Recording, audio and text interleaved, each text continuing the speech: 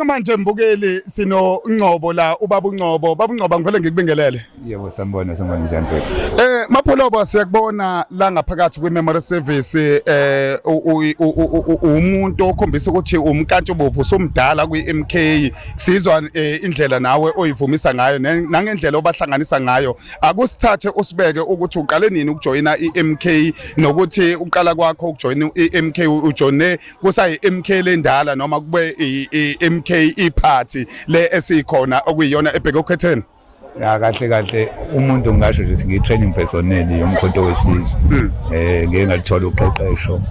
ngiqeqeshwa phakathi komkhonto wesizwe. Yabo mina ngisemncane kakhulu ngaso sikhathi. Yabo lona. So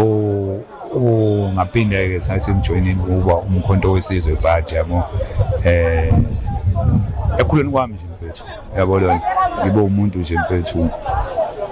othi ngizabalazi ngoba la kade ngihlala khona indawo engihlala kuyona ngihlala endaweni yakaMakhutha sikhulwe nje ngestruggle lapha so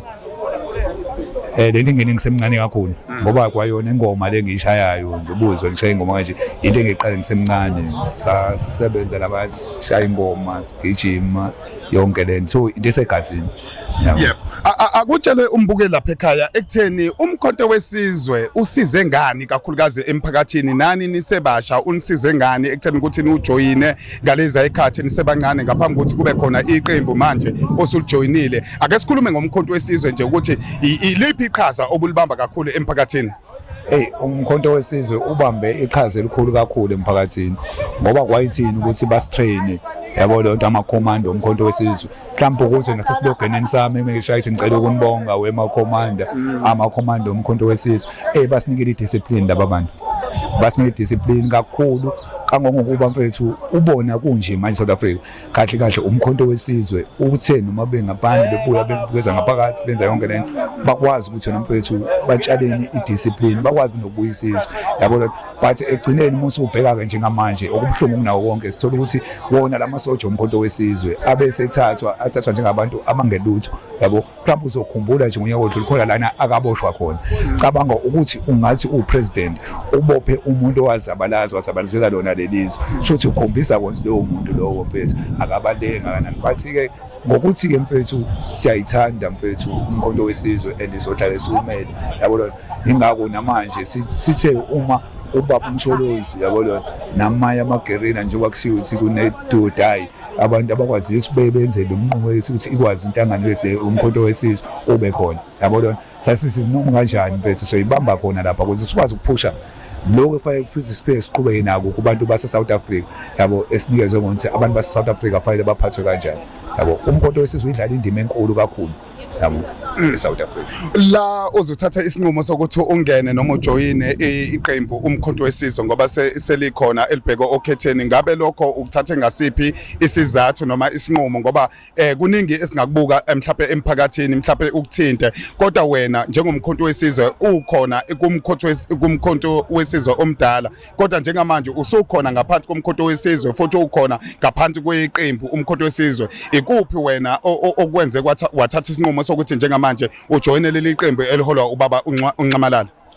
Kakhulu kunawo wonke mfethu ileli lokuthi mfethu umhlaba ukubuyiswa komhlaba ukubuyiswa komnotho yabo lona umnotho wethu mfethu ngobani uma ngabe uyabheka kumanje yabo mntambo uyezwa umeke ushaya lesilogeni lesi Stellenbosch Mafia yabo lona Stellenbosch Mafia usilapha kahle ukhongolose kahle akusisiwe umkhongolose yabo ANC akusisiwe ANC sunabantu abathile yabo lona abawurulayo and abafuna ukuthi wena mfethu egcineni yabo lona usetshenzweni ngendlela yase West yabo lona ukuthi uma ngabe uyabheka masikhuluma ngomnotho sikhuluma ngento efanele ize kumuntu omnyama yabo lona and izwe lethu libuye libe ile nto njengoba ngisho ukuthi Stellenbosch Mafia bathatha izwe lethu mhlawumbe uyezwa nakuyona ingoma le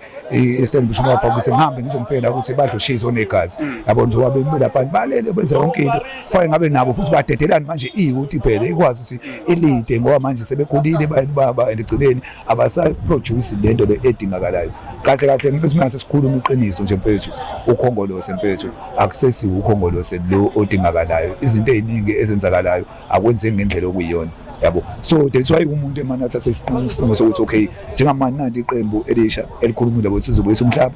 yabo kubantu umnotho ubantu ngobani mobheka abo Chris obani bahambile bekhuluma ngani ngomhlaba yabona and umhlaba nje yonke lento mfethu awukho kuthina abantu abamnyama umnotho awukho kuthina abantu abamnyama and i-security futhi ayikho kuthina abantu abamnyama uma ngabe uyabheka uthola ukuthi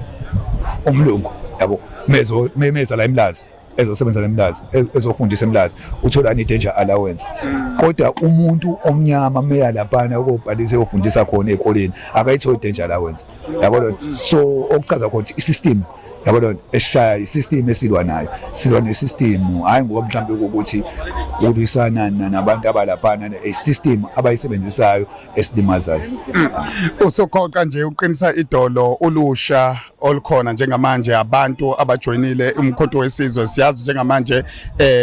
singaphansi kwe-memory service kababa uBlesser Ntuli ungathini nje ukudlulisa amazwi enduduzo mase uqinisa idolo abantu abasha ukuthi beyibambe ziqine ngoba kubheka ukhetheni njengamanje ya engingakusho ngingathi njengoba silana nje sizophelezela umfowethu uBlesser sithi alale ngokuthula alale ngoxolo yabo lonto sizoqhubeka sibambe ngobani phela uwawesosha isibambe sesosha sithathwa yisosha and engizocela kakhulu ukuthi iyouth yabo lonto ayinikezele ukuthi njengamanje siyahamba siyovotela umkhonto wesizwe and iyouth inike ukuthi iyafunda yabo lonto ukuze i-country yethu ibuyele esimweni esirasi ngoba ayikho into esingayenza yabo lonto kodwa kwayona le mfundo esiyifundayo engifisayo ngiyafisa ukuthi ayouth ifundiswe imfundo ezoba nani neskill yabo lona ukuthi bakwazi ukuthi beqhubeka ukwazi ukukhombela ukuphathizwe lethu bakwazi ayouth bese singafundiswa le mfundo lesifundile thina yabo lona o-religious o-spiritual esifundiswa kodwa bafundiswe into ezokwazi bebephuma noma benzani ebeskill ngoba ibhlungu lento ukuthi uyabona thina abantu abamnyama mhlambe ngoDisemba sisuke silokhuza sisiphathanisele i-school fees yabo kodwa belungu amampungu mfethu thothi bona mfethu abasakhulumeli ukuthi bakhulumele i-school fees bakhuluma ngokuthi ingane yakhe izoyithola ni-parking yokuyopaka imoto yayo yabo uzothi i-parking yokupaka imoto yayo abasakhuluma ngesikole abanandaba ezesimoto zihamba ngenyawo yabo so ibhlungu i-education esiyitholayo yabo siyathemba ngoba esho umshozi imfundo yamahhala izoba khona kodwa leyo mfundo leyo akube imfundo futhi ezobe inama-skills labo abantu bekwazi ukuzenzela izinto sibonga kakhulu Mapholoba sibonga kakhulu ngesikhathi sakho sinike sona yebo ngibonga kakhulu ngizocela-ke lana ngowami nje ngicula nje into engalali abalaleli badownloade laphana mfethu into engalali Stellenbosch Mafia yabo lona Stellenbosch Mafia ikhona ko-YouTube ikhona ko-Spotify o-Apple ikhona ngicela nje support kakhulu bayi-download yabo sazowakhipha ama-album asemaningi yabo lona ngiyabonga kakhulu sibonge kunjalo umbuke lapha ekhaya into engalali umfuka Ngcobo ngoba ade simbona nakhona kulawa ma clips simbona kuyena ohlanganisa abantu lapha makuya ngokuthi impela uyayinyakazisa inkundla sikhuluma ngeqembu le-MK njengamanje ngoba MK kusukela kudala njengamanje usathi use-MK ngaphansi kweqembu futhi eliholwa ubaba uNcamalala saqhubeka saya phambili.